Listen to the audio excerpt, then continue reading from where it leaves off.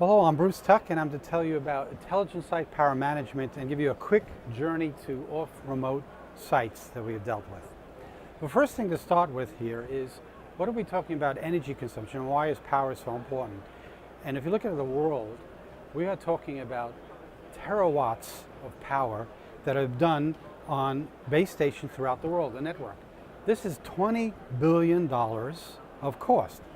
And as we see here, the total cost has been going up, even though due to technical innovation, less power on base stations, it has been going down in terms of per gigabyte produced. But still, due to the massive growth of the network, this cost is going up and it continues to go up, including metric tons, 76 metric tons of carbon emissions just to the base stations in the world.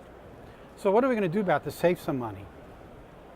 Well, solving this energy challenge comes from two areas.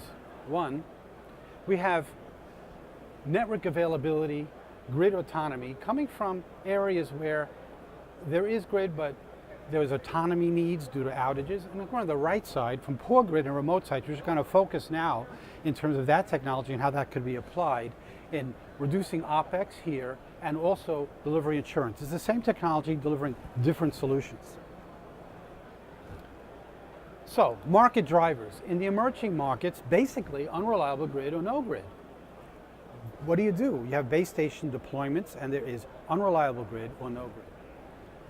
Grid performance is declining and there's competitive pressures. So we focus on the OpEx and the improvement of OpEx performance due to the fuel costs. In developed markets, it's high reliability, but old power systems, increasing concern on grid stability. We have maintenance costs, competitive pressures due to the cost. We have old systems in terms of HVAC control, which you'll get into, and efficiency of CO2 emissions, all driving here benchmarking for power management and saving money.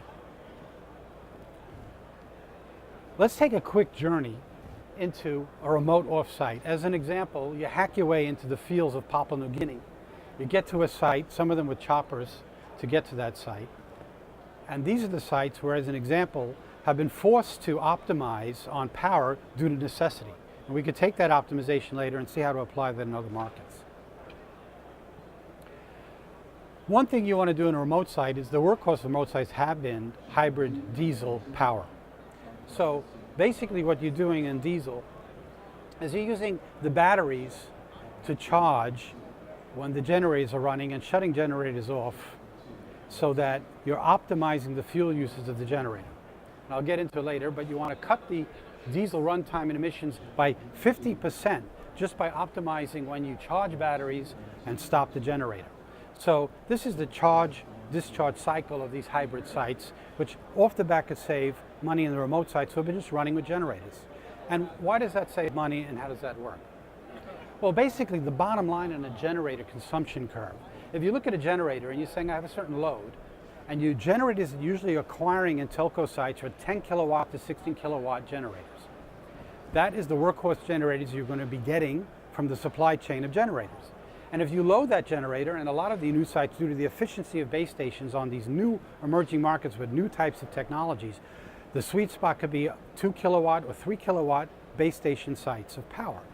If you take a 3 kilowatt base station site, and even going up to 5 kilowatt, and you put a generator on it designed for 10 kilowatt, you are being very inefficient in generator usage. If you look here, you just look at the liters per hour, it doesn't really show it that much as you're going down and your percentage of load relative to the generator capacity is going down. Of course you're using less fuel, but you're idling at a certain point. If you look at the expiration, you're just idling the generator but still using fuel, so you're very, very inefficient using energy.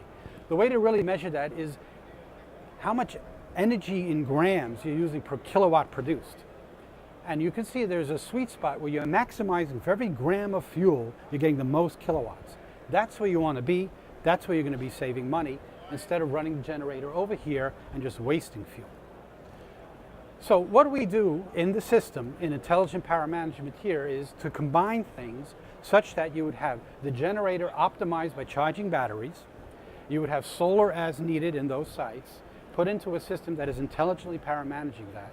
And then at the system load sweet spot, you could see here, you have the In red here is the charge time to get the batteries charged up with the generator fully on, and then shutting the generator off, and the charge discharge time of the batteries until you have to charge the generator again. And you're seeing then the 60% time where you're saving in run time of the generator. And if you use that algorithm, you put that all together, and you can find out in certain situations, what does that give you? Well, you can see in sites of 2.4 kilowatt load sites, you can, and we optimize this, depends on what the needs are. In a certain battery, you could have generator reduction times of 73%, which translates to a 48% reduction of fuel. Just to that curve I showed you, where when that generator is running in the optimum state, it's using the most amount of efficient fuel for the amount of kilowatts produced. What you also get in this, as you build up your batteries to do this, is an autonomy of 11 hours. Now, you could even build it up if you want to save a little bit more fuel. You add another battery string, and you also at the same time get 42 hours of autonomy, which is actually something given to you in these remote sites as part of the process. It's not that they're designing for the autonomy, they're getting the autonomy. So here we see, due to the forced nature of saving money, how these sites have sophisticated management and at the same time high levels of autonomy. And I will show you later, but some of these sites have more sophistication in the management, control, and autonomy than sites in North America when they have disasters of hurricanes, and I'm talking Papua New Guinea, right?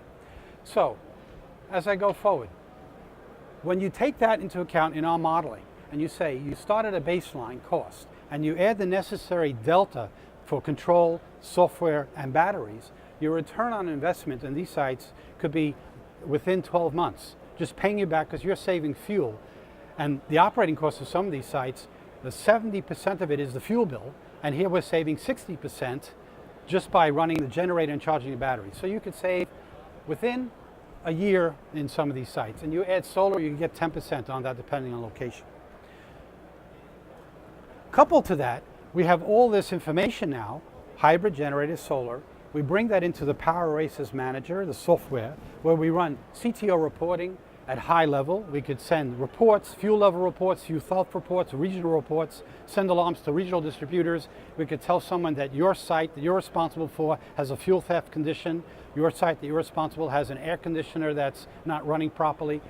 And if you look later, we have in the demonstrations here all that information, how that's amalgamated, and there are other talks going on about how we get that intelligent power information reported.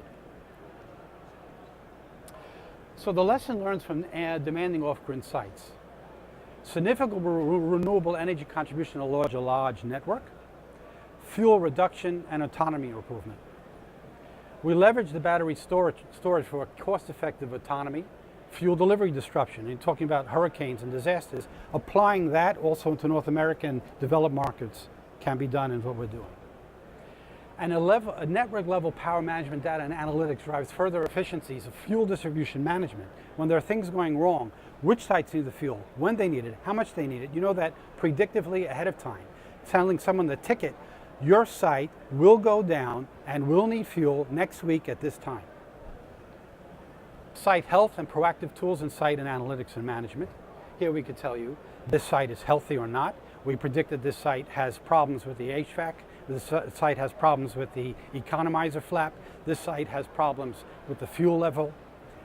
Predictive analytic health. And we roll that all up. Over thousands of sites can be rolled up in a predictive tool that could also be used in reporting, such as DERS and NORS reporting for health and for the emergency disaster recovery.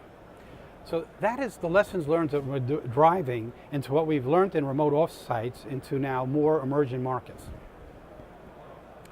And with that, I thank you for listening.